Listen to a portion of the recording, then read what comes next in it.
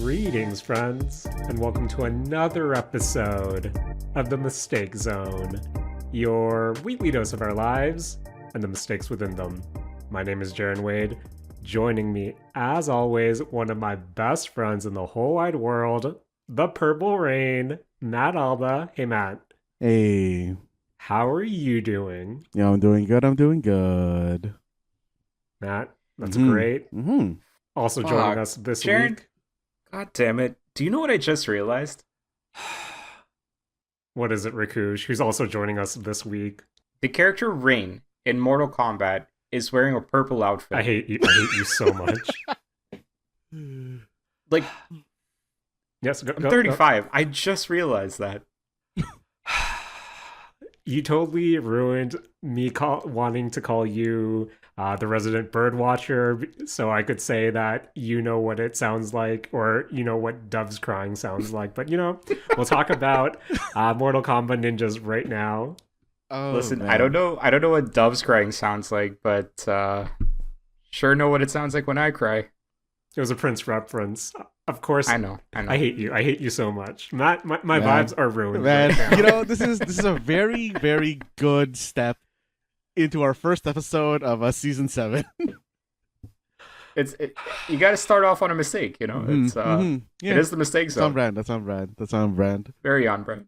Guys, I feel like I'm this much older this week. Obviously, Rakush is as well. Just realizing that fun fact about a certain Mortal Kombat ninja. Matt, what have you been up to this week? Jaren, I have to kind of blame you for what I've been up to this week. Okay. Because I think I guess 2 weeks ago, based on when we're releasing this particular episode, you sent a particular topically on what we were talking about, Mortal Kombat based TikTok. Mm-hmm. And I have just had that on repeat, kind of in the background, or not even in the background, in one of my to the side monitors for a very, very long while.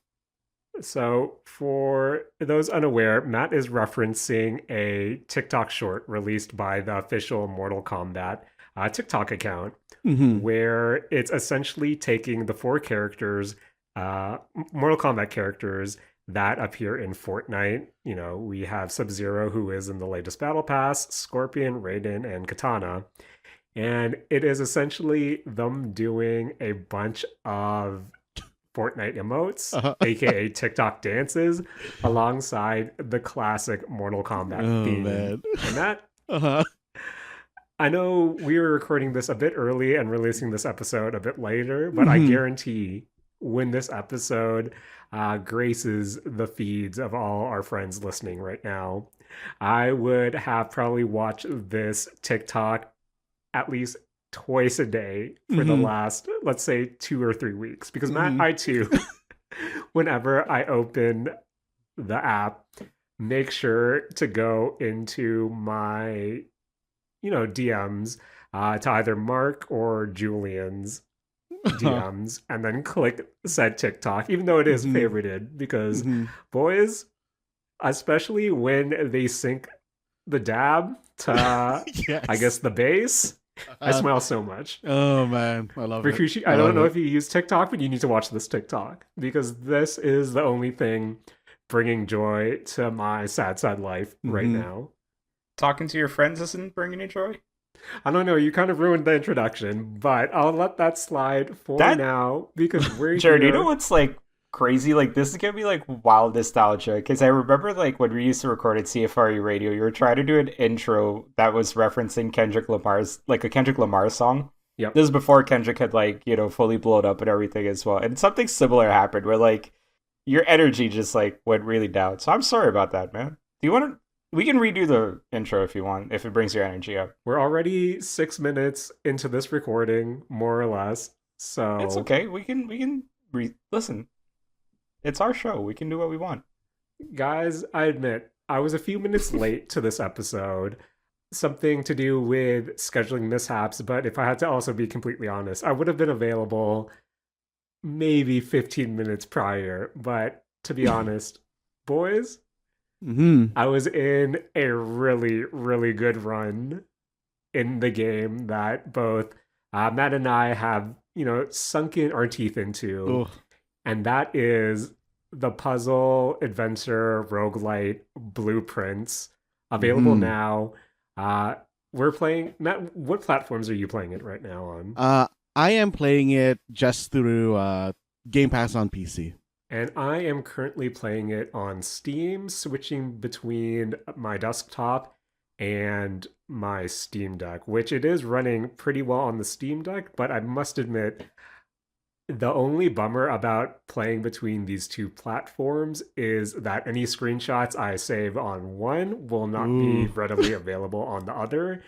And Mm-hmm. Matt, you're probably just gonna introduce this real quick, but let me just say, having screenshots at hand is really beneficial for you and your Oh runs. yeah. So, with Oh that yeah. said, Mm-hmm. Matt, Mm-hmm. what is Blueprints?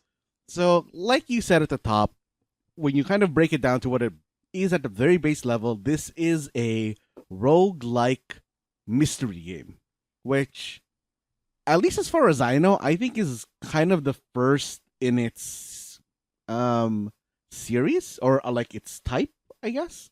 I don't know if you guys can really think of anything that is similar to this, but Because when we think about similar I don't know, walking sim slash puzzle games, you think about your Mist, you think about mhm. The Witness, and those have a particular, well, you can see where the inspiration from those titles is coming from within Blueprints. Those are pretty much linear experiences with you going about trying to solve a puzzle. And as Matt said, one of the biggest, I guess, aspects of Blueprints is the roguelite nature, where each of your runs will really result in kind of a different experience that could make one run last a few minutes to even a couple of hours. Mhm. And Matt, would Mhm. you say at its core, before we really get into how this Yeah. is a Mistlight, how this is a investigation game in a Mhm. sort of sense. Uh, at its very core, Matt, is this just pipe dream? At its very core, I think so. Yes. I think it's very much like Pipe Dream. The initial thing that I really thought of is actually a board game. Just because Hmm. of its aesthetic, called Betrayal at House on the Hill, which I believe we've played before. A classic Mm-hmm. game, a classic Mm-hmm. game, yes. Where, in essence, the gameplay of Blueprints at its very core is that you, as like a character, are trying to explore this house to find "quote unquote" the 46th room. In a 45 room mansion. Yes, in a 45-room mansion. And the mansion itself is comprised of a 9 by 5 grid, where at the bottom you have something called the entrance hall, and then at the very top you have something called the antechamber. And your goal is to basically get to the antechamber.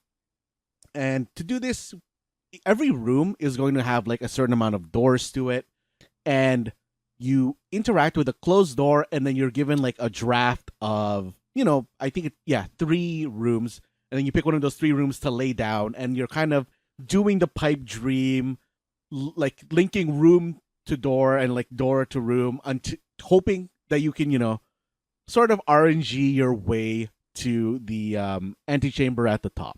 And the way that it kind of does its mystery element is that it is kind of doing very, I guess, like parts of like environmental storytelling, parts of just like literal storytelling of like there's letters in some of these rooms, there's puzzles in some of these rooms, and when you figure them out, you just get more and more compounding information. To me, this kind of storytelling reminds me a lot of the piecemeal storytelling that you get in Hades, Hmm. where you like in Hades, you'll do your room thing, you'll go talk to a god at the end, and you'll get your power from them, but they'll also give you like, kind of like a little blurb of what's going on.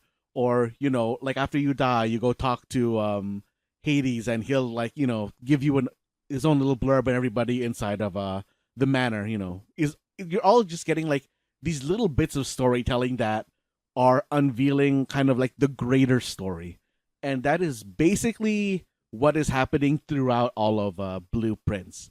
And I know that it sounds kind of dry in terms of gameplay, but it does kind of like stack in like complexity, because hey, you have rooms that are going to be dead ends, but you'd want these rooms because they usually have like a very big benefit. There are rooms that cost certain currency to put down, so if you don't, so you need to put down other rooms that will give you that currency. And in essence, it is also an engine building game where you're trying to make every room in your house useful to you to like push towards the end goal of finding room 46. And just another note, Mm-hmm. you also have a step counter where Oh yes. during one of your, so each run is a day. You only can explore the mansion during the day, and once you run out of stamina, that's essentially nightfall, and you have to retreat to your tent in the woods because you're not allowed to spend the night inside the actual mansion because Mm-hmm. magic probably happens Mm-hmm. and all the rooms rotate out.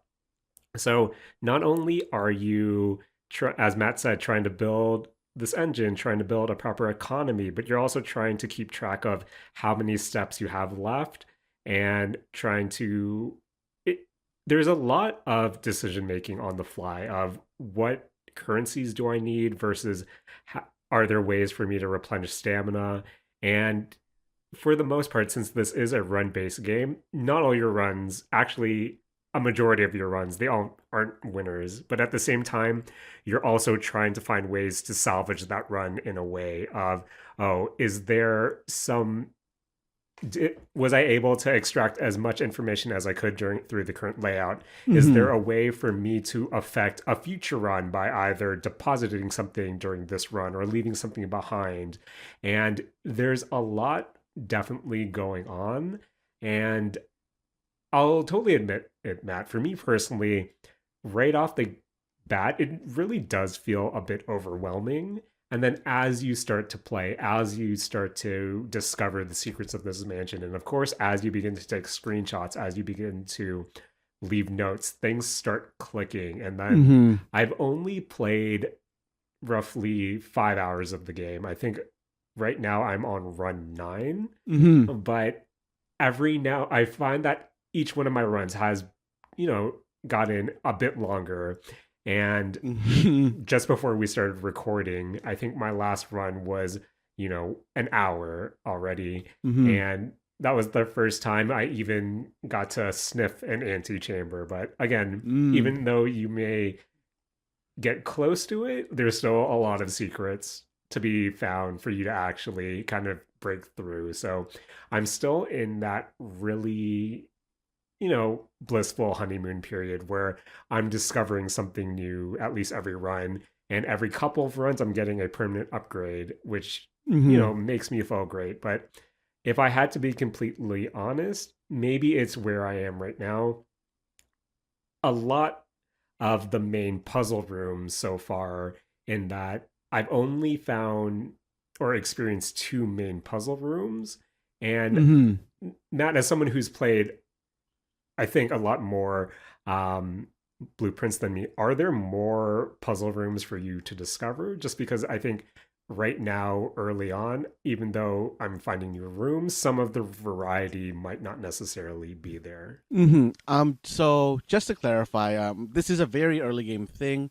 By puzzle rooms, you mean rooms like the billiards room and the Yes, parlor. and the parlor. You are not going to find many more of Hmm. those rooms, because like there's only kind of, there are 45 rooms that you can like kind of iterate through, and specifically that kind of puzzle, there is not that many. But Right. the whole house is the puzzle. Um, it's like so hard to talk about this without really spoiling the Yeah. experience.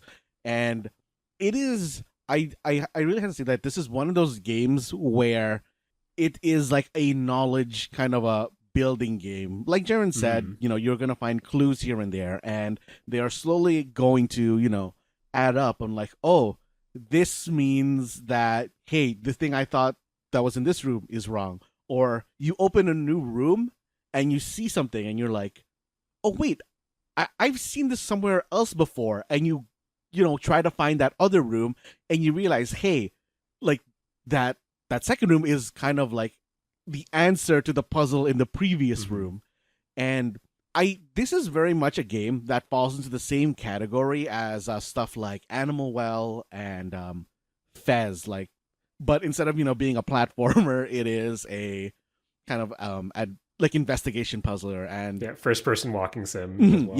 Yeah, very much a walking sim. And I don't know, like, for me, the obscurity of the puzzles in this game is not very high, Right. which I really, really like, because while I enjoyed my time with Animal Wild and I enjoyed my time with Fez, I felt like a lot of the puzzles were cryptic, whereas in this one, this is more so exploration based. I don't think there's anything particularly cryptic. It's just you have to notice that, hey, this is related to this other thing, which is why the notebook is so important. Jaren, I sent you a screenshot earlier of when I was kind of just reviewing my notebook, and in that particular notebook, I have 700 screenshots of Great, amazing. Yes, just this game. Just taking pictures of every note I come across, every letter I come across, everything that seems like it might be relevant in some way. I have taken a screenshot of it, and it has been paying me dividends. Like, I have in essence, like a OneNote file where I keep track of character names, like who they are, how they relate to each other. I have a list of all the items. I have a list of all the rooms, and like my rooms just have like screenshots of, hey, here's photos in the room. Here's like paintings from the room. Here's what this room does. Here's passwords for anything that's in this room, and kind of just like going through all of these and making my own, I guess, like scrapbook of this game has been a very, very fun experience for me. You're making me really envious because right now I'm alternating between screenshots on my desktop, screenshots on my Steam Deck, and kind of a notepad document as well, where I kind of do want to port this all into an actual physical notebook, so I'd be able to, better go back and forth between my desktop and my Steam Deck, and you know what, maybe even Xbox on Game Pass, just to have a parallel save running and see how that might work out. And yeah, even just scrolling through my notepad document right now, I'm looking at little notes that I've made for myself saying, oh, maybe I should have tried this in one of the terminals I walked by, or maybe I could have tried this during a save. So I think there's a lot of just also kind of review that I need to do before I start a run. But Rakush, in terms of games like this, something that is kind of meta in a way, but also really like a mystery that you have to solve, is this kind of something up your alley, or is hearing about blueprints doing anything for you? To be honest, like, I do like puzzle games.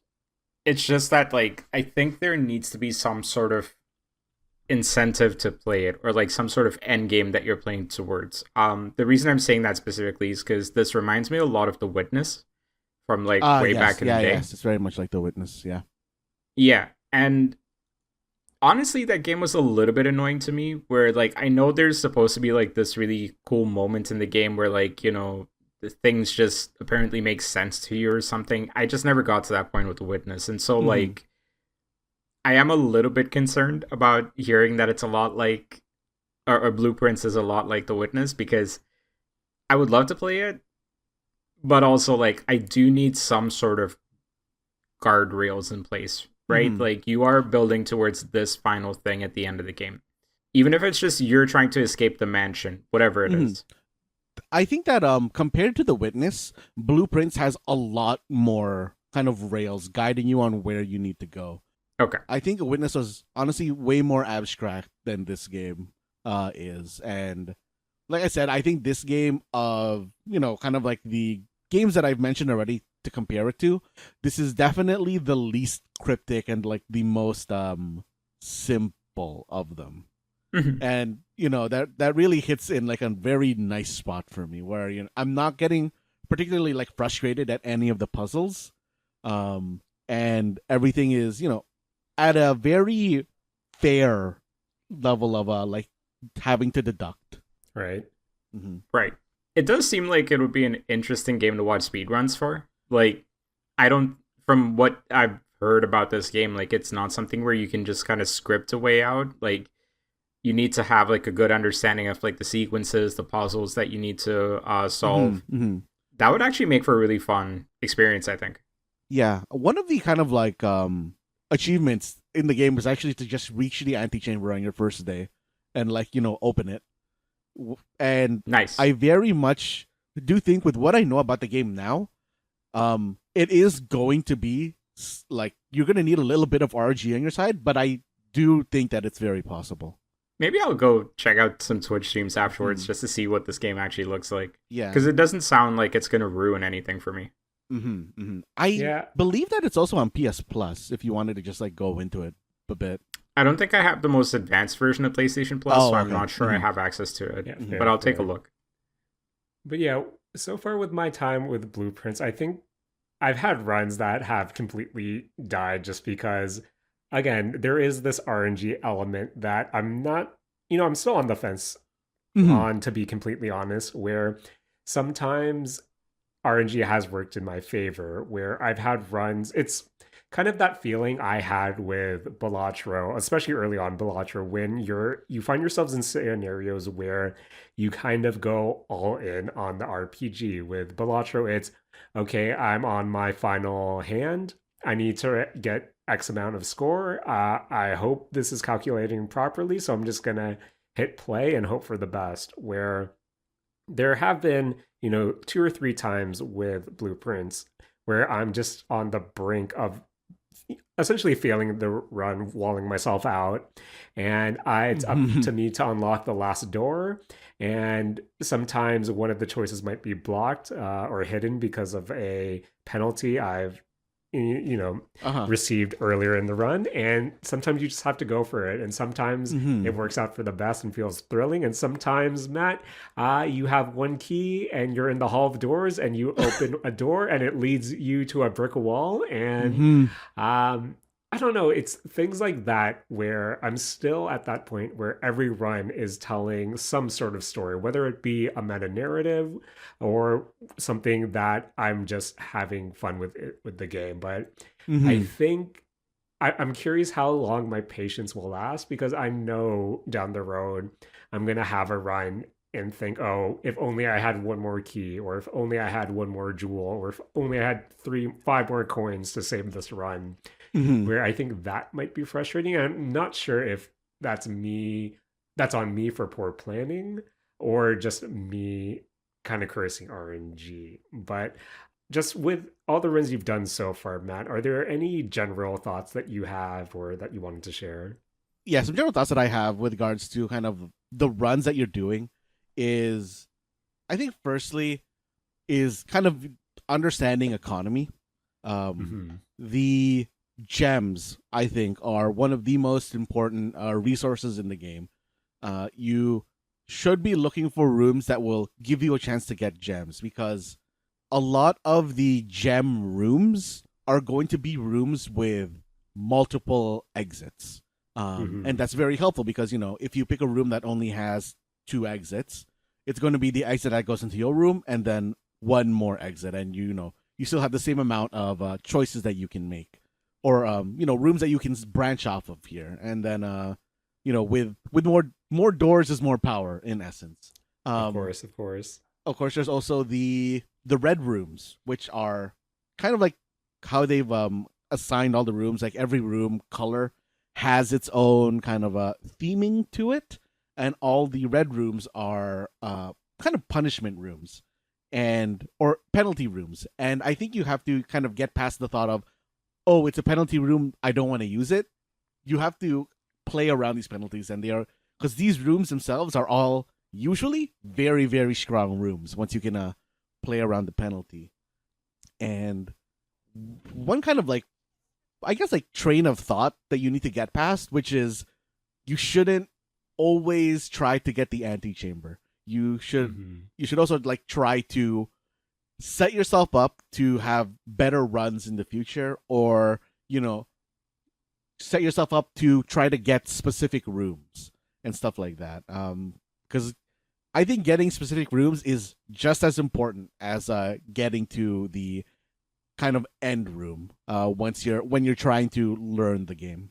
And just, yeah, I think this is definitely one of those instances where it's okay for you to fail, because every run will most likely give you some sort of new piece of information, whether it be for this narrative or just how the house works mechanically, that will help inform your runs as well. And of course, sometimes don't be scared to walk backwards right off the bat. And even though a good portion of the game takes place in the house, Matt, when you start to see, feel the fresh air, the virtual fresh air, I think that was something that also gave me the good tummy rumbling. Yes.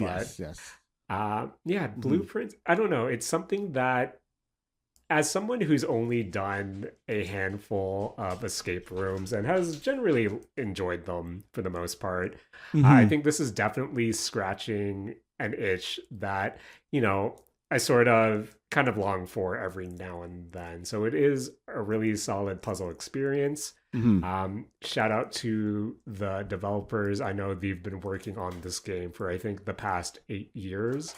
Yeah. So just to see it all come together is just, does feel like something special.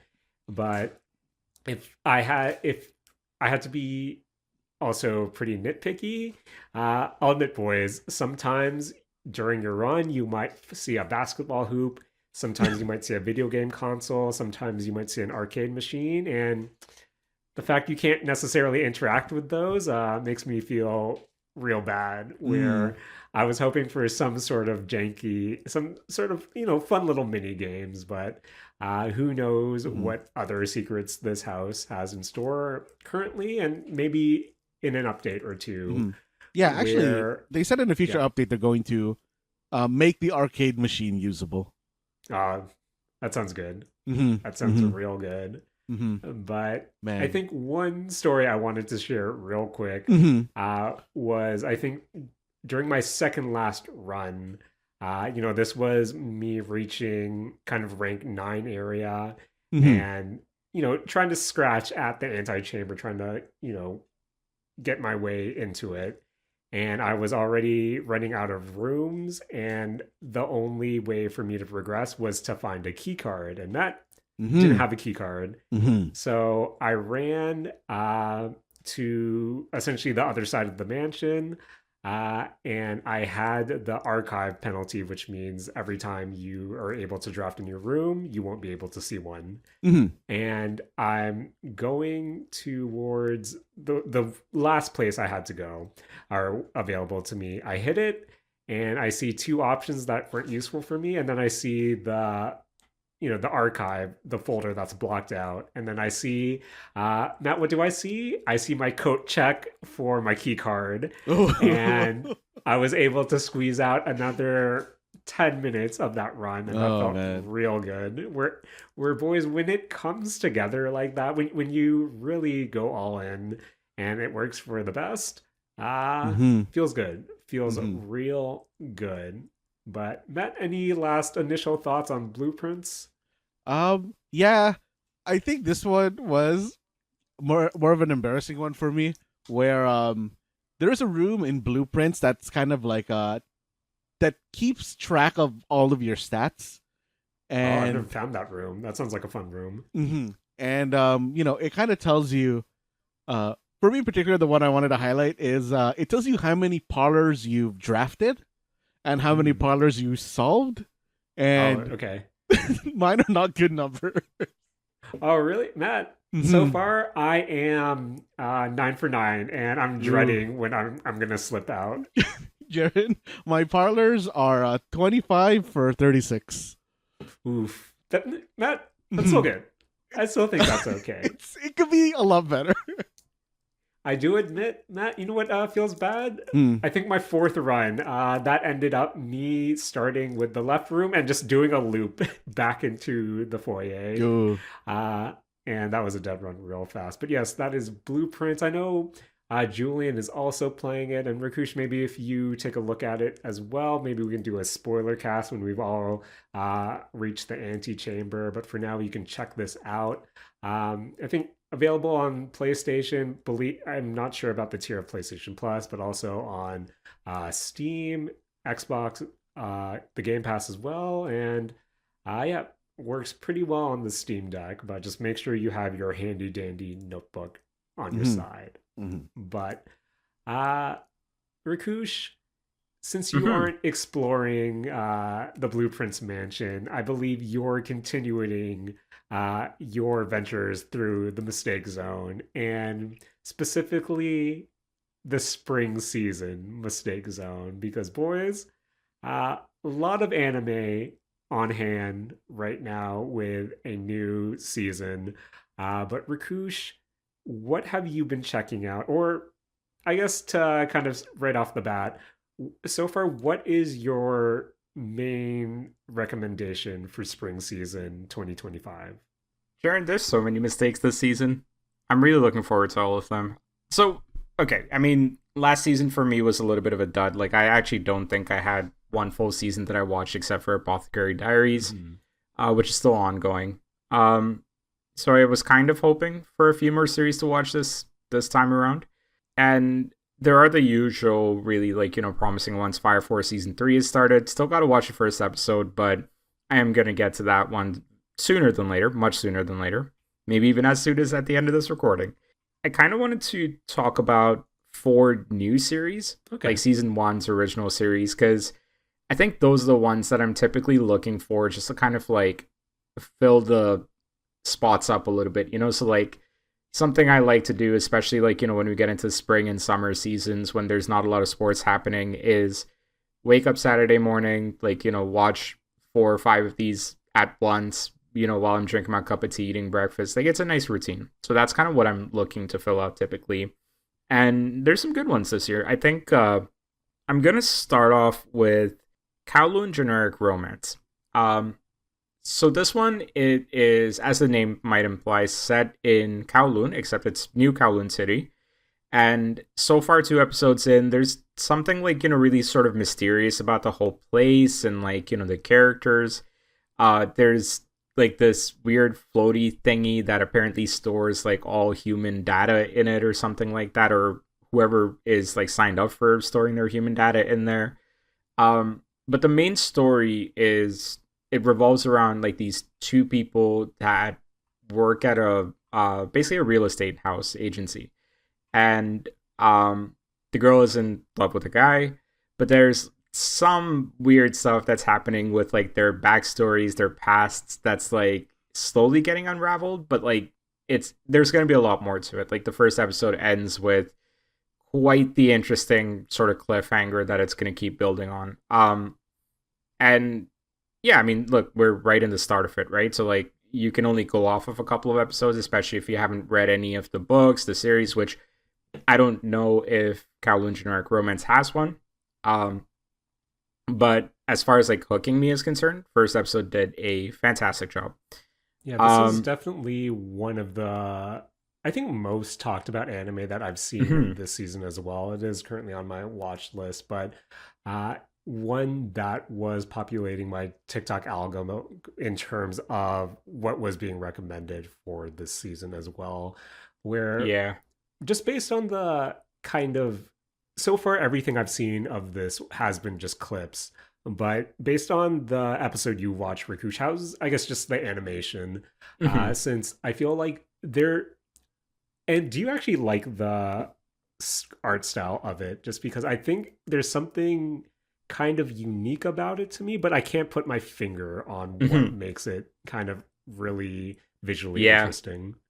I know what you're describing, and yes, this art style is doing it for me, absolutely. So just to kind of describe it a little bit, it does take heavy inspirations from, like, your early to mid 90s animes, especially with like, sort of the character stylings and the animations.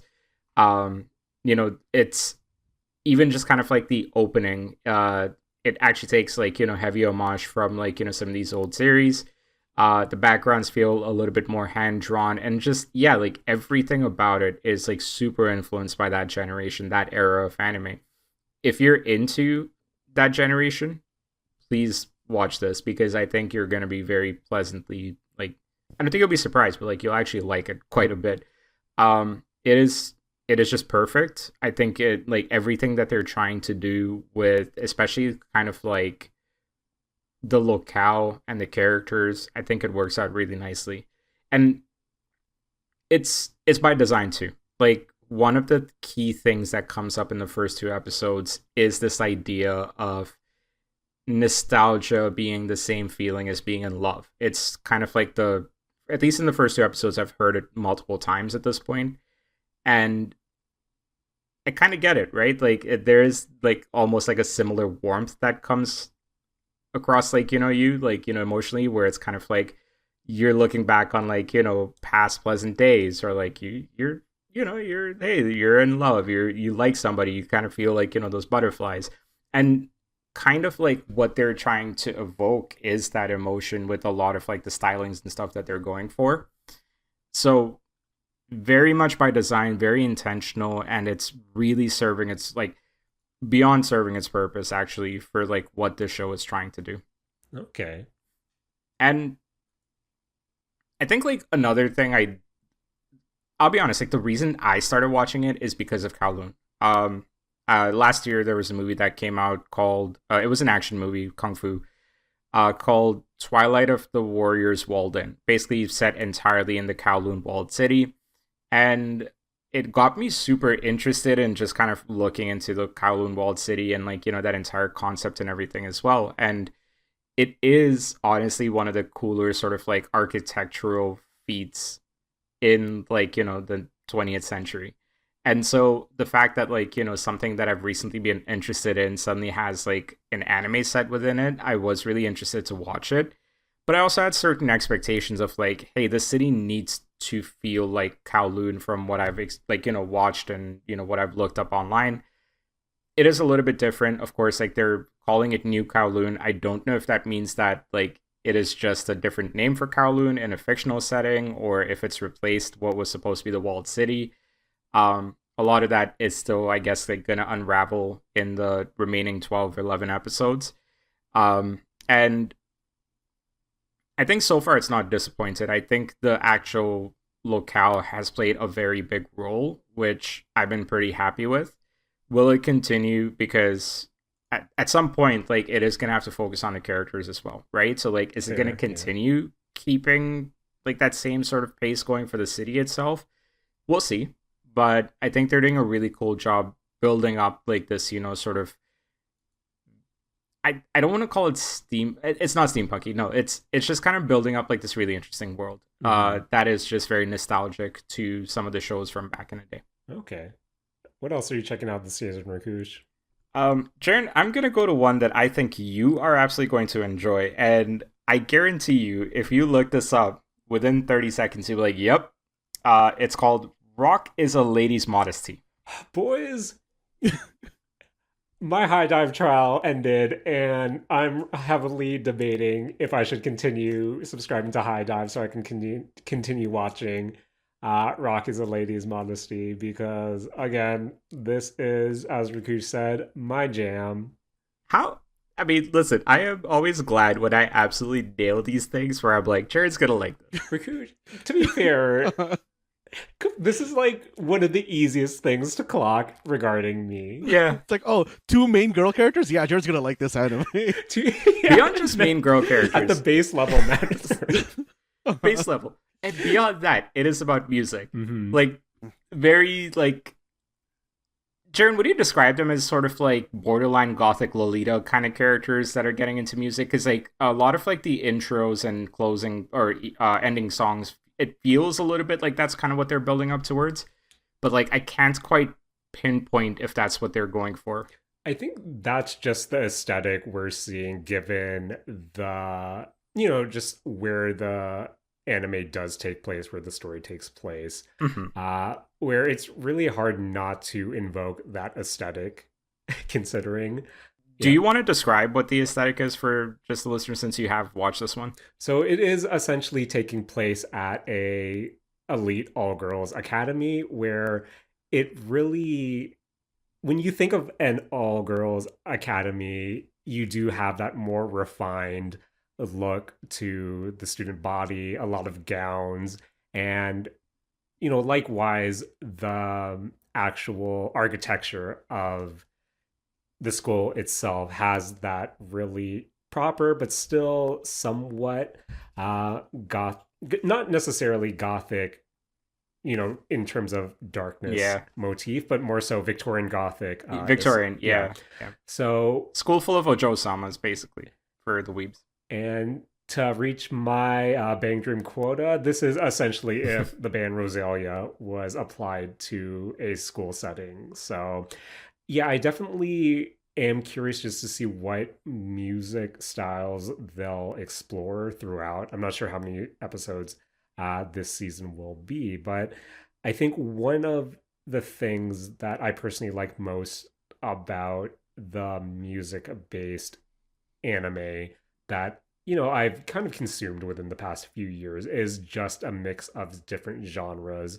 I know Mhm. when you do focus on one band or a central group of characters, they typically do follow one style, but to see them actually grow as performers, you would kind of expect to see different how they interpreted different genres and how those genres in turn influence their own sound. So that's Mhm. that's the biggest thing I'm curious about. Rock is a lady's modesty, other than the the Yuri aspects or potential Yuri aspects, is how much will this be a music anime as opposed to just a slice of life girl anime, if that makes sense. I sincerely hope it's going the music route because I think what's really hooked me from the first episode, and I did watch the second one right before the recording here.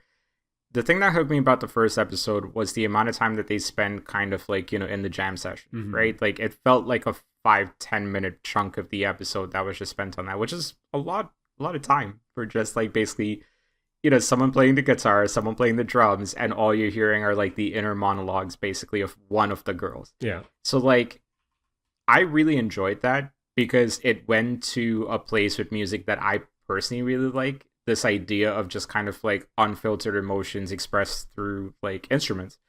And so that is a really cool sort of angle here. And I'm really hoping they focus on that quite a bit. Um, and I do kind of feel like the the sort of like the setup, like the school and like how everyone's so stuck up, like they're kind of building towards the release kind of being the focus itself, right? So Mm-hmm. I'm hoping they continue that. The one question I do have about this one that at the end of the second episode it was a little bit more of a glaring question was what is the end game for this? Like are they planning on performing? Are they planning on like forming a band? Like it's not quite clear just yet. But also I'm not sure how many episodes the series is going to be, so could just be, taking like the standard 3 to 4 episodes to set these things up. But yeah, I think it was really interesting. Um Before you move on, yeah. in terms of kind of music adjacent anime, I didn't mention this the other week, but I have to quickly shout out since we're on the topic. Um, Rakush, did you ever watch the film Blue Giant? Blue Giant? Yeah. I have not. Is this something you would recommend I watch? So this is something I told Matt about, I think last year or maybe the Mhm. year. Matt, I don't know anything about time anymore, but Same. I really do recommend it, Rakush, especially if you're looking for just experiencing music and anime and having the anime actually complement the music, where you will have just entire sequences of the three protagonists or the three central characters at least just jamming out and just Mhm. having the visuals kind of complement what we're hearing is really, really impressive and really left a strong impression on me. And the only reason I bring it up during this segment is um, the main producer of the soundtrack, Hiromi Uehara, she was here in Toronto a few weeks ago, and the day after she did her performance in Toronto, she actually did a pretty intimate kind of showcase, 45-minute half portion of Q&A, but mostly just her doing piano renditions uh, in a Indigo, like, which is a local book chain. So in one of the bigger Indigos That's cool as downtown. hell. So yeah, she was just performing, answering questions, and everyone who purchased a seating ticket got a signed copy of her latest vinyl. So I just wanted to shout out. That was such a fun experience to be a part of.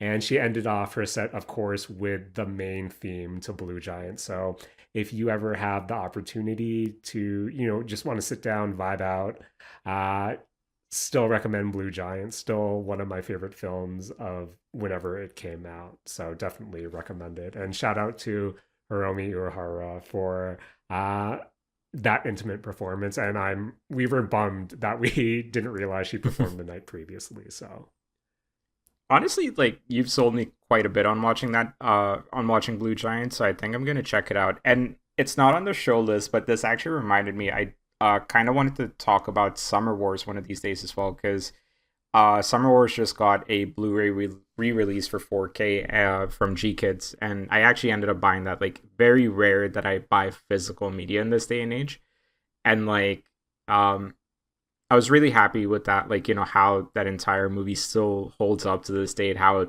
looks and plays. So looking for a lot more movies to watch. I think like this kind of is in the wheelhouse as well. So good recommendation, good shout there. And there's another one that I don't know for anyone, like maybe you're in the city, Jaren, but like The Colors Within is a recent movie from Naoko Yamada, from A Silent Voice, releasing this movie, and apparently it's playing at the Sakura Fest at the Japanese Canadian Cultural Center here in Toronto in a couple of weeks. So like all of these kind of are like, music related and sort of the same genre. So yeah, I'm really excited to check that one out too. So sorry, I yeah, apologize once again. Boys, did I not tell you how I watched The Colors Within? no. Well, you might have told Matt, not me. No, I'm pretty sure if I told Matt, Matt would have been snickering to himself because of uh, my real quick. I enjoyed The Colors Within. Um, I know we're supposed to be good Christian boys on this podcast, but guys, The Colors Within was too Jesus-y for me, and Oh man. Oh, is it like really? Snicker. This yes. Okay, I remember this. I think you only mentioned this to me off of the podcast. Wait, what's this movie about? Oh man. I enjoyed The Colors Within. One of the Jesus-y songs was kind of a bop, but when we left the theater, I immediately turned to my partner and said, "Man, that was way more Jesus-y than I thought it would be." And I'll leave it at that. Interesting. I mean, I'm still gonna go watch it, but No, now I'm it's curious a fun about movie. It's what a you cute mean. movie too, but I feel like there should have been more than what I actually watched. But that Saturn song, a bop, I have to admit. Cool. All right. I'll take some notes before I go in. But yeah, like I am excited for that. And honestly, like one of the cooler things that is happening now is like a lot more of these theatrical releases are getting more and more accessible.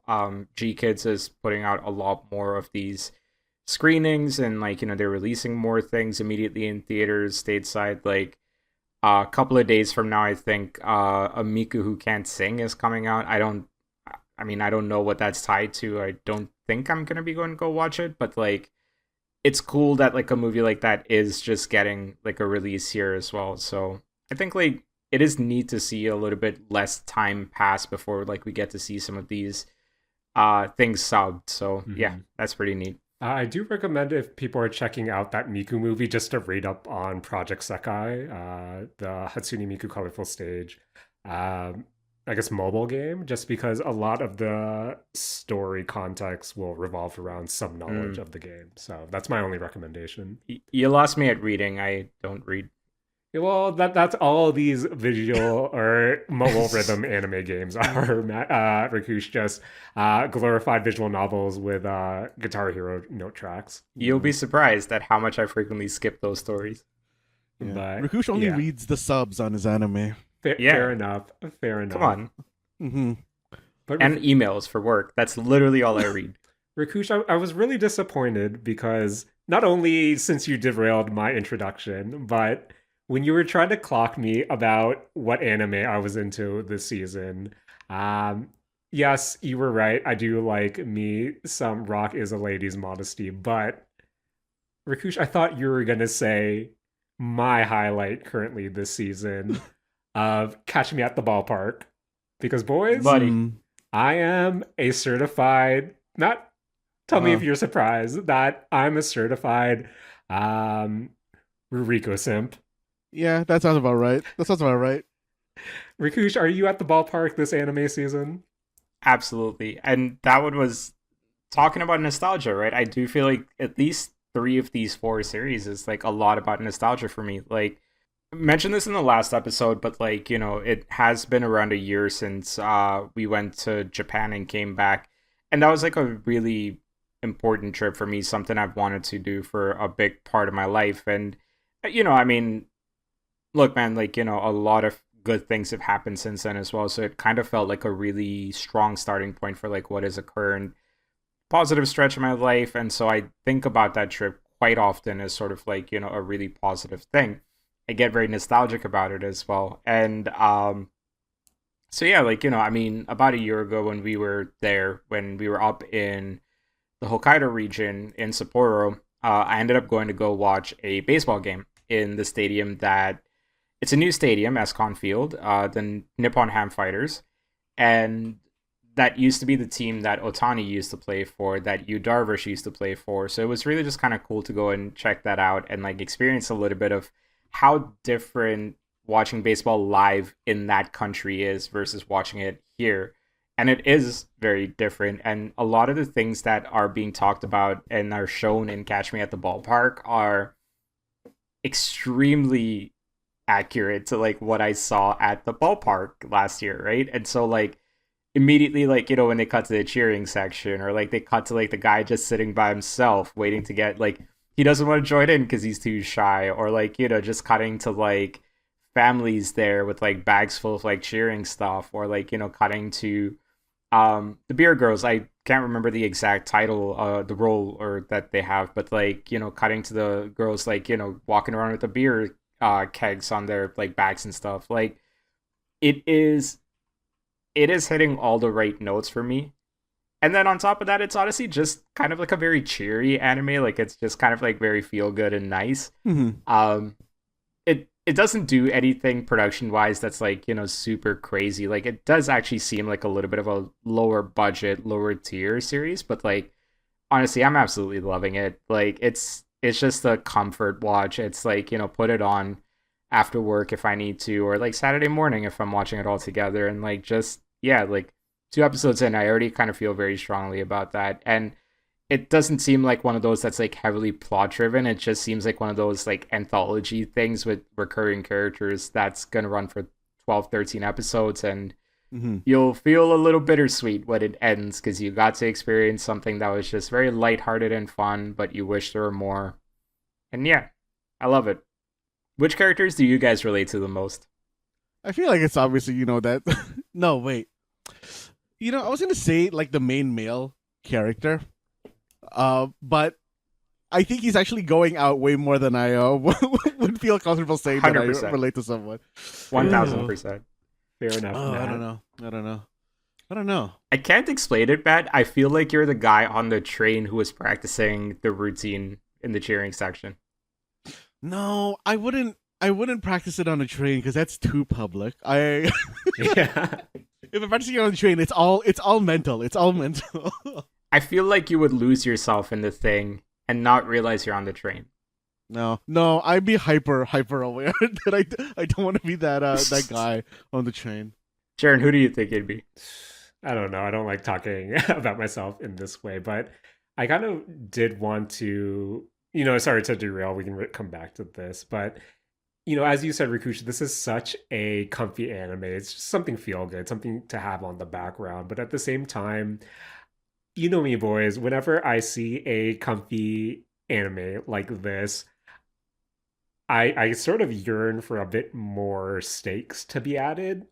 We saw me essentially have a meltdown with when my dress up darling ended and they didn't fully explore the potential I saw in it. Where Hmm. so far watching Catch Me at the Ballpark, as much as I'm loving these characters, I think I'm also being unfair where I'm just thinking, man, I hope this sort of has the same, for lack of a better term, edge as a story about smoking at the back of the supermarket, where Boys I'm Broken, where this is a comfy, feel good anime, but I still want, Hmm. messy relationships between these two characters on their road to getting together. Where that's a me problem, and I Hmm. apologize to this comfy anime. Yeah. Like for the manga itself, the manga in Japan, Japan. Japan. The manga in Japan is completed and it's pretty short. It's only 35 chapters from what Hmm. I've heard, but it isn't fully translated yet. So you know, Hmm. So you're saying it this only is. has one season in it, Matt? Yeah, I think Yeah. this is just a one season anime, Okay. and hopefully it'll wrap like very nicely because it is complete. Yeah, also, like, I'm not quite sure this needs more than Yeah. 35 chapters. Oh, It's like the concept kind of is what it is. by the way, so I haven't actually watched this in its anime form. Is it full 20-minute episodes or is it like a 12-minute Hmm. anime? Oh, okay. It's a 20-minute episode, but they do 2 or 3 plots per episode. Okay. Yeah, that's what I was expecting. Yeah. The baseball player's wife is a really cool character. Have Okay. they shown the like previous idol character? Not yet. Okay. I think that's coming up soon. Okay. Okay. Okay. Just a good Sorry, character. That's a But Rakesh, good which character am I in this anime? which character are you? Honestly, I think you'd be the security guard. Yeah, yeah. Mm, I don't know. The vibe I get is like you kind of go about your day, like, you kind of like handle your business, like, you do your thing, people can look up to you. That's the vibe I get from you, Jaren. thanks, man. Thanks, man. But Rakush, No, wait, the what other mascot. The anime? mascot's the good character. That's a good character. Rakush, what other animes are you looking up this season? Yeah, the last one I wanted to talk about today at least was Zetsu Tabi in brackets That's Journey. I believe that's the subtitle.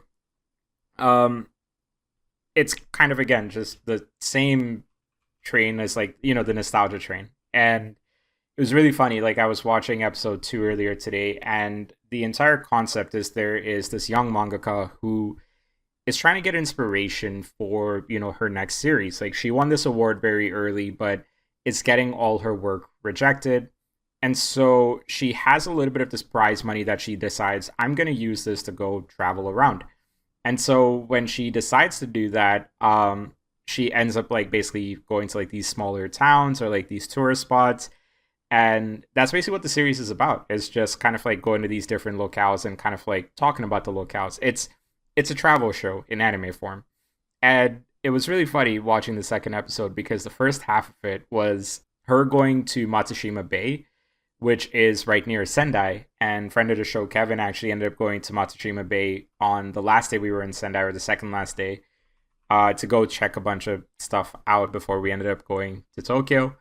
And that was like really cool to kind of just sort of be like, hey, shit, we were nearby there, like that's neat. And again, it's just a cozy anime. It's just really sort of comfy. It's warm. Like, there's if you're looking for stakes, sorry, Jaren, not a lot of stakes in this one, Mhm. except for coming up with a new manga idea, I guess. But yeah, just another one of those series that like, just uplifting, and like kind of just makes me reminisce or like makes me look forward to like, going back there again in the near future as well. So yeah, Fair. Uh, not much else to say about this one personally, to be honest with you. Like, the characters are pretty standard. Not anything like super endearing about the characters. I feel like the locations are the stars of this show. Potentially by design, I feel like, but yeah. okay. Oh man, that reminded me of an anime I watched in winter season 2020, and I know we weren't recording the Mistake Zone then, Matt, but currently on the My Anime List page for winter season 2020, boys, a lot of bangers in 2020. I might, you know me, I romanticize 2019, but 2020 winter season was a good season as well. But that's the past. The future is now, old men, and we're here, spring 2025. The only anime I watched for, aside from the ones we talked about, was Windbreaker season 2, at least the first episode, coming off Yeah. pretty okay season 1. I still subscribe to, I think season 1 episode 1 is probably the best episode of that season, and it kind of, takes the route you would expect for a typical shonen anime that has a high school setting. And season 2 episode 1 isn't as strong, but to be honest, I'm pretty much at the fall off point, but maybe I'll kind of give it a watch just because Yeah. fight choreography isn't the best, but sometimes I want to see not delinquents punch each other. Sometimes, boys. To be honest, that's actually what sold me on this series in the first place. I'm a sucker for like delinquent manga that's like, oh, look at, like, the passionate youth, like, fighting each other and like becoming comrades through punching each other. Like that kind of cliche schlocky shit. It's like right in my wheelhouse. I feel like they kind of faltered it with season 1, where like they were too, I think they spent too many episodes in that little theater arc. Yeah, that was, and I couldn't get out of that. Yeah, like I didn't get past that portion because I felt like the action there felt kind of one note. The story beats felt to one note as well, in a way that I was kind of like, are they really going to do 13 episodes on this, just that? And like, it didn't really hook me as well. Honestly, I'll be honest about the rest of season 1. It doesn't. It's a lot more character talking and kind of, trying to establish, I forget the main character's name, but who he is and where he fits in this school, where, boys, I just want to see people punch each other. It's a nice concept, and I think that's why I really fell in love with the first episode of season 1. And to be fair, season 2 episode 1 during this season premiere, there is a lot more punching, and the antagonists, I think the Keel gang, they're really antagonistic here, so it really makes you want to see them get punched in the face. But of course, fight choreography isn't there for the most part, and I don't know, it's making me want to play a video game that, boys, I'm still chasing that. What was that one PSP game? I'm not sure if you guys remember the high I got from like Kenka Bancho Badass Rumble, that delinquent fighting or brawler game, and I'm still chasing that high. I'm hoping Class 07, when that comes out, hopefully this year, is able to scratch that itch. But yeah, for the most part, Windbreaker season 2 episode 1 not necessarily doing it for me, but maybe if that's up your alley to check it out. Matt, have you watched anything for spring season 2025? No, I think really the only thing that I've really been looking at for spring season is probably To Be a Hero, because it already has like a kind of pedigree to it. It's not new, and I know the animation for the previous, I think they were OVAs or movies, was like pretty well done, so I wanted to go check that out. And of course I got to rep my Gundam that is okay, that I got to go back to. And this new Gundam looks weird. It looks very strange, and I honestly do not know how to say the title for this. GQs. I've been reading it as Jwix. Jwix? Which I know is not correct, because I don't think that Japanese people would make that noise. But it's like a very strange style for Gundam, which is always very interesting for me to see, and I want to see how they're gonna do it. Okay. Am I bugging, or are there characters that play some sort of musical instrument on that series? Because I've seen a thumbnail from it and it looks like that. I don't know if there's a lot of music integration in this series or not. To be honest, I look at it more so for the robots than the but characters. You watched it, right? No, I haven't watched it yet. Okay, got it. Okay. real quick, I'm just going through my anime list for this season. Uh, are you guys gonna check out Lazarus? That's something I've saw a lot on my TikTok, but I'm not sure if that's I something that I'll sit down for. The only reason I would want to watch it is because Kojima tweeted about this being the first anime he's watched weekly live Oh man. for years. So Okay. you're gonna watch it, is what you're saying, Makush. I'm gonna give it a shot, but I've been hearing some mixed things about it. Like it might not necessarily be as strong as that might make it seem. But how could Kojima be wrong? Big fair. You saying he's wrong, Rakush? You saying he doesn't have good taste in anime? I don't know. Sorry, this just in. I believe this is also Jeff Keighley's favorite anime of spring season 2025. Of course. So something to put keep an eye on. Boys, Mm-hmm. I hate to admit this, but I have to admit this for the content. Okay. I'm surprised. Please put them on. Takamine-san has an anime, and I'm just gonna leave it at that. Mm. Where, yeah, I think that's Yeah. everything. Thanks, Matt. When I saw that on when I was like looking at like what's coming out, I mixed that up with a different anime, which is I think the English title is Take It Off, whatever the main female character's name is, and I think I'll also leave it at that. Boys, Mhm. Matt, I know we talked about this last year. Currently on my anime list, Guilty Gear Strive Dual Rulers, God, dude. 5.94. That's Oh. lower than I thought.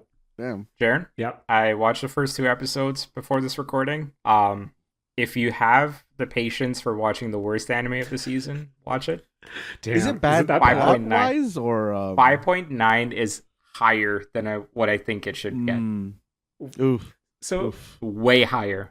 Matt, so for context, I told Matt that when it comes to Guilty Gear, this is the one fighting game franchise that I'm actively sad that I'm bad at fighting games, because if I were to Cool pick characters. a fighting game franchise that I just love aesthetically, and I just want to learn more about the characters, and everything that Ark's System Works does with the game looks beautiful. Where Yeah. I fully agree. if there's one one fighting game property that I would want to see as an anime, so I would be able to engage with its world, with its lore, it would be the Guilty Gear series. So I fully agree with you. Exactly why I wanted to watch it, and the first 2 episodes have been not great. so Damn, it's like, disappointing. what isn't hitting about it, or what do you think? It's the animation. Like Oh. it's extremely Oh, low quality really? animation. Damn, like to that's- the point where a lot of what they have on screen are like there's maybe like a minute or two here or there that are like, kind of decent, but outside of that it's like slideshows or like, Yeah. concept art, or like it's kind of a little bit weird Damn. like that. And it jumps a little bit all over the place in a way that I don't necessarily think you can actually get like a good taste of like what the world is. That's very surprising to hear. It has not been a good series so far. I'm sorry. That's rough. Like That's rough. That's rough. That's really disappointing. honestly, Again, I was kind of debating whether I wanted to talk about that one and end on such a low note, because that was gonna be one I wanted to mention. Is like, do not watch that. Again, it's so disappointing just because especially with the recent Guilty Gears and everything that Arc System Works is doing on the game side, just to see such high quality, even the visuals when it comes to the game, and not having even a fraction of that being applied to the anime, it seems like Rakush. That is really disappointing. It's super disappointing. And like, I like Guilty Gear as something that I love watching during Evo. Right. The crowd, of course, adds to it, but like, the players add to it, but like, I love watching that. And the fact that like this kind of doesn't provide even like a hint of that excitement, it's a bummer for me. Yeah. Now, hey, maybe you guys watch it and will tell me I'm being super harsh. I don't think I'm being harsh on this, but give it a look. I don't know, Rakush, if my time's limited in between blueprints and other things, but if I was going to watch an anime that had an 8 rating on my anime list, boys, I'll try to report next week on some Uma Musume Cinderella Gray. Oh man. God, isn't that the horse racing thing? You know it, Rakush. You Okay. know it. But spring season, is well underway. Hopefully, Rakush, of the four you mentioned, which are you likely just to continue with all four of them? I think I'm gonna continue all four of them. Like I might drop one or two by like episode 6 or 7. Like Rock is a Girl's Modesty, if they don't quite set up like a solid like end game, at least for the first season. I think by like episode 5 I might drop that one. But the other three I think conceptually are just cool enough that I'm gonna see them all the way through. Oh man, that's cool. And yeah, I feel like there are a lot of ones I want to kind of stick with this season, but boys, Mhm. attention economy really hard right now. But if Mhm. I had to be honest, some bangers for seem to be coming out summer season, but I guess we'll get to that in a few months as well. Yeah, there's also like a bunch that are like jump series that are starting up this season. Like My Hero Academia Vigilantes is Mhm. airing right now. Witch Watch is airing right now. Never watched or read that one, so not quite sure what to expect there. Um, I feel like those are like the big ones. Fire Force season 3 we mentioned at the start. So like there are some quite heavy hitters. One Piece is back this season as well. It took like its 6 month hiatus and has come back. Interesting pacing on the first episode that I watched of it because yeah, they were actually kind of like going through things like at a really good pace, and I was very caught off guard there. So like there's a lot of good stuff this season, I think. Okay. So yeah, spring season anime available now through wherever you get your anime, whether that be Netflix, Crunchyroll, High Dive, or other than those three, I don't actually know where to watch anime, or maybe Prime, I think, maybe Disney Plus, but maybe Mhm. that's a conversation for another time. But during that anime segment, uh, Rakush was able to match my interest for some anime, but are we able to not match Matt this week during the Don't Match Me challenge? So, Matt, Mhm. please take it away. All right. So this week I am going to be running the Don't Match Me challenge. This is a game that we do every episode at the end of every episode. Except for that one time we did it in the middle. And of course, the rules for this are that I, the question asker, I'm going to ask you, the listener, along with my co-hosts, 5 questions, and I'm going to give 5 answers. The goal for you, the listener slash player, is to provide answers that don't match my answer. Of course, that is the like normal difficulty of the game. If you want to play it on a slightly harder difficulty, you can also pick one of my other co-hosts or both of my other co-hosts to try to not match as well.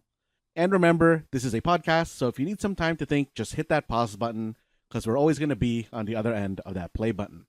And the game I brought this week was Blueprints, and I initially wanted to do a Blueprints Don't Match Me challenge, but I feel like that would lead into way too many spoilers.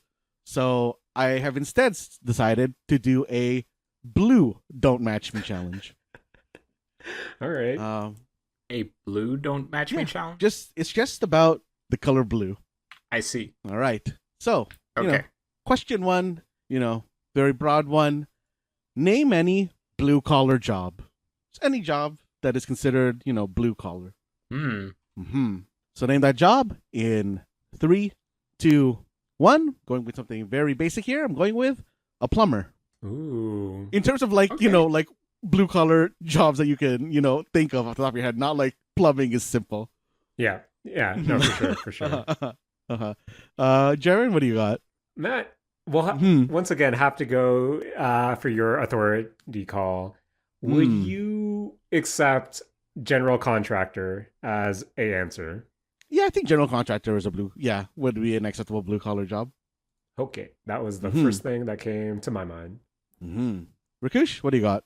I'm going with a coal miner, Mm. but I got a question because I'm a little bit confused with how you described your answer. To me, blue collar job by definition is always just like physical labor, like, something that you need to like it's not a desk job basically, Yeah, right? yeah. So like I've never heard the implication that it's just like anybody can do it. So like I was confused by that. What do you mean anybody can do it? I don't think Matt implied that anyone can do it. Are you talking about how he said it's the first thing that typically comes to mind when you say blue collar, or? Yeah. Yeah, no, I just think that like when you think of a blue collar job, at least personally for me, like the first few that I'll usually think of are like plumber, electrician, like carpenter, like I meant like simple in terms of like, oh, these are kind of the first ones you'll think about. Not that they're easy to do. Okay. Yeah. Understood. Yeah. All right. So, going on to question 2 is name any fictional character that is blue. And I mean that they themselves are like blue, whether it's like, their skin, their fur, their scales, they themselves are blue. And that character in 3, 2, 1, I am going with I think pretty popular blue boy. I'm going with Nightcrawler. Ooh, you scared me for a second, Matt. You scared me for a second. Jaren, what'd you go with? I went with Rimuru Tempest, in his slime form, or their slime of course. form. That makes sense. Yes, that is a blue boy or blue Slime. Yes. Rakush, what do you got?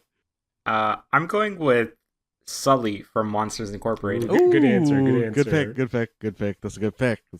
It was between that and the Megamind one, but I couldn't remember the Megamind's character name, or if it was just Megamind. I don't. No, yeah, that tracks. My third question actually links a little bit to what you were talking about earlier.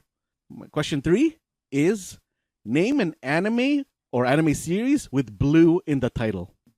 Oh God. I think I have an answer, but this one I actually feel like one of you is gonna pick. So let's see. So name that anime in 3, 2, 1. I'm going with Blue Exorcist. Okay. So, Jaren, what did you go with? I went with Blue Archive, the animation. Oh, God. Shut up, man. Rakush, what'd you go with? I'm gonna go with Blue Lock. I think Blue Lock was like the other one that I would probably have gone with. That's honestly, that's the one I was a little bit concerned you were gonna go with. Yeah, same. So, yeah. That was the one I initially thought of, and then I panicked and thought, I guess I'll just say what everyone else expects me to say. Also, super weird that I am. Like, I've never actually heard it called Blue Exorcist, I guess. I've always heard it called No Exorcist. Yeah, but like, I was going with the English title of it. Yeah. No. Yeah. Again, it's a me thing. It's not a you thing. Yeah, no. I always am like iffy on like if I should call an anime by its Japanese name or its English name when I'm talking about it. I feel like if I say the Japanese name, it's like too high weeb power level, but I don't know. Matt, we do a podcast about anime and video games. I don't think we need to worry about that anymore. Yeah, you're probably right. But stepping a little bit away from anime. Question 4. Name a Simpsons character with blue hair. Any character in The Simpsons who currently has or has had blue hair. I have an answer, but I think Matt might. I'll do my truth. If I'm out, I'm out. Okay. All right. So, name that character in 3, 2, 1. I'm going with Shelbyville Millhouse. Oh, that's a good one. Good answer. That's a good one. All right. Try to catch those tricky boys. All right. Speaking about trying to catch those tricky boys, I went with Problematic Smithers. Oh, okay. That's certainly a blue-haired character. Jaren, I feel like you missed the golden opportunity to hit me with this, so that's what it feels like when doves cry. Okay. Who'd you go with, Rakush? Chief Wiggum. Fair enough. A classic. Good answer. Classic. Good answer. A good, solid blue character. Bake 'em away, toys. All right. So, question 5.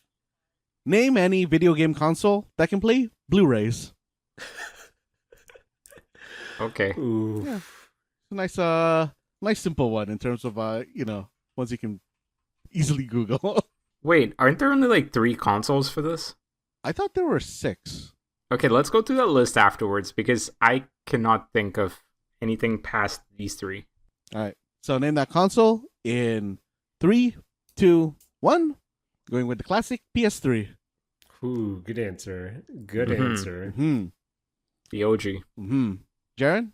So, Matt, just to stay on brand, I'm going with the console that my partner and I watched the film or the Blu-ray of the film Perfect Blue on.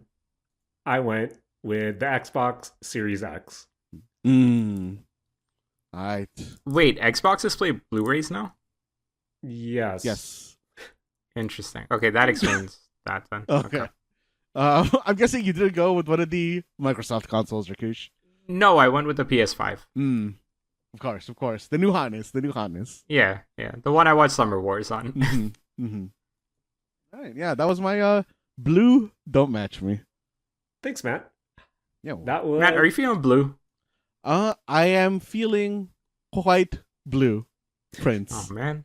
Are you gonna play right after Matt? 'Cause Oh, you know I can it. play right after. You know what? Like, there is a thing in Blueprints, like that record room tells you, how long your longest day in game was, and my longest day was 2.5 hours. Good, Matt. Mm-hmm. That's progress. That's solid progress. That was trying to solve one puzzle. Oh man, but that was, boys, another beefy boy episode of the Mistake Zone. We got to get our puzzle on with blueprints, and we got to go through some of the anime that Rakush, but also Matt and I have been watching as well for spring season 2020. As always, I want to thank my best friends in the whole wide world for joining me this week. Gotta thank my boy Matt for bringing the Don't Mash Me challenge and, of course, editing this podcast. Yo, thanks, man. As always, I want to thank you for hosting this show and, talking around spoilers with me for Blueprints. Anytime, Matt. Of course, we might have started with some banter, but I love him. My boy, Rakush. Thanks, Rakush, for joining us this week. Jaren, I hope you're not in purple pain at the end of this episode. I hate you. I take that back. I love you. I want to shout out to the color blue. Boys, I brought back my anime list winter season 2020. You know what? I want to shout out some of the bangers of this season. My anime of the year, Keep Your Hands Off Izuken. Oh, yeah. Good anime. Matt, Rakush, Smile Down the Runway. Really enjoyed it that season. What was it? Doro Hidoro? I thought that was pretty good. Was there a new season? I don't know. I think they're working on season 2. First season of Bofuri, I don't want to get hurt, so I maxed out my defense stat. A classic. First season, better than the second season, in my opinion. As a short, enjoyed me some Room Camp. Of course, Isekai Quartet 2. Matt, was there any new Isekai Quartet since? I thought there was a season 3. Or at least maybe I'm wilding on that. What else was the season? Science Fell in Love, so I tried to prove it was okay. Darwin's Game was okay. Show by Rock. Musha Murush. I don't know how to pronounce their band name. That was okay too. What else was in this season? Boys, hate to admit it, but I adored Satan Academy, Join the Pack. Inspector was okay. Asteroid in Love was okay. Shout out to our girl, Sally Amaki, 22/7 was okay. Matt, did you watch anything this season? This season, no, not really. Oh, this okay. season. Natsu Nagu was okay. I actually like it. That made me emotional. And of course, there was a second season of Yatogami-chan, season 2. That was okay too. All these okay animes. Boys, right up my alley, to be completely honest. Didn't realize Rumakun also was running here as well. But that was a Beefy Boy episode that I prolonged for no reason. So Matt, please take it away. This has been a Mistake Zone, and we're all out of paths to the antechamber.